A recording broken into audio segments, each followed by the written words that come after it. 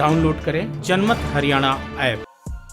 हरियाणा में इन दिनों दो बातों की सबसे ज्यादा चर्चा हो रही है। पहली, कोरोना वायरस और लॉकडाउन।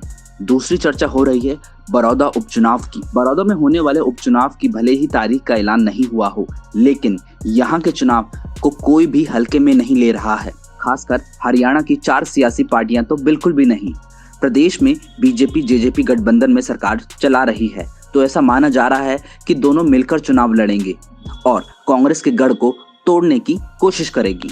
लेकिन हरियाणा की एक और पार्टी है जिसके पास इस चुनाव में खोने के लिए कुछ भी नहीं है और पाने के लिए बहुत कुछ है। उस पार्टी का नाम है इनेलो। जी हाँ, जो 2019 से पहले प्रदेश की प्रमुख विपक्षी पार्टी थी। पार्टी का प्रदेश में जनाधार भी दूसरे नंबर पर हमेशा रहा। पिछले विधानसभा चुनाव में कुछ फीसदी वोटों और एक ही सीट पर सिमटने वाली इनेलो बड़ौदा उपचुनाव को लेकर बेहद गंभीर नजर आ रही है। इनेलो सूत्रों का दावा है कि पार्टी इस चुनाव में चौंकाने वाला प्रदर्शन करेगी। दरअसल पार्टी सुप्रीमो ओम प्रकाश चौटाला इन दिनों पैरोल पर बाहर हैं और चौटाला ने चंडीगढ़ में पार्टी के तमाम पदाधिकारियों के साथ बड़ौदा उपचुनाव को लेकर खुलकर रणनीति पर बात की है और पार्टी से जुड़े तमाम नेताओं से सलाह भी चौटाला ने ली है। ऐसा माना जा रहा है कि चंडीगढ़ में हुई पार्टी की गुप्त बैठक में सीनियर नेताओं ने पार्टी सुप्रीमो ओम प्रकाश चौटाला को बड़ौदा उपचुनाव में अच्छा प्रदर्शन कर पार्टी को दोबारा मजबूत करने का वादा किया है।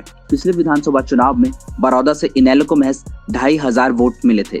कभी 25% वोट हासिल करने वाली इनेलो 2019 में 5% वोट भी हासिल नहीं कर पाई। अब बड़ौदा उपचुनाव में पार्टी खुद की मजबूती के सपने बुन रही है। दरअसल इसके पीछे एक कारण यह भी है कि इनेलो का बड़ौदा हलके पर 3 दशक से ज्यादा समय तक कब्जा रहा। कांग्रेस को यहाँ हुड्डा राज आने के बाद लगातार 3 विधानसभा चुनावों में जीत मिली।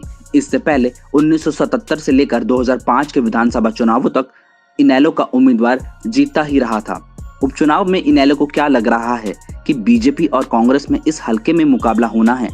अगर इनेलो मजबूत उम्मीदवार उतारती है तो मुकाबला त्रिकोणीय हो जाएगा। उस सूरत में इनेलो का वोट ग्राफ भी बढ़ेगा, जिसका असर प्रदेश स्तर पर होगा। इससे भी अलग 2018 में जब इनेलो से अलग होकर जेजेपी बनी तो पार्टी को सबसे पहले झटका जींद के उपचुनाव में लगा था, जहां पार्टी के उम्मीदवार को सिर्फ 3000 के करीब वोट मिले थे और इस खराब प्रदर्शन की वजह से इनेलो को 3000 पार्टी नाम ही दे दिया गया। और इस बदनाम नाम को खुद से दूर करने के लिए इनेलो अब बड़ौदा उपचुनाव के रूप में पार्टी को एक और मौका मिला है, जहां खोने के लिए कुछ भी नहीं और पाने के लिए बहुत कुछ है। जनमत हरियाणा के लिए सुनील काद्यान की रिपोर्ट। राजनीति के आगे, राजनीति के पीछे, हर हलचल को जानने के लिए हमारे YouTube चैनल जनमत हरियाणा को लाइक करें, सब्सक्राइब करें और अपडेट रहने के लिए बेल आइकन दबाना ना भूलें।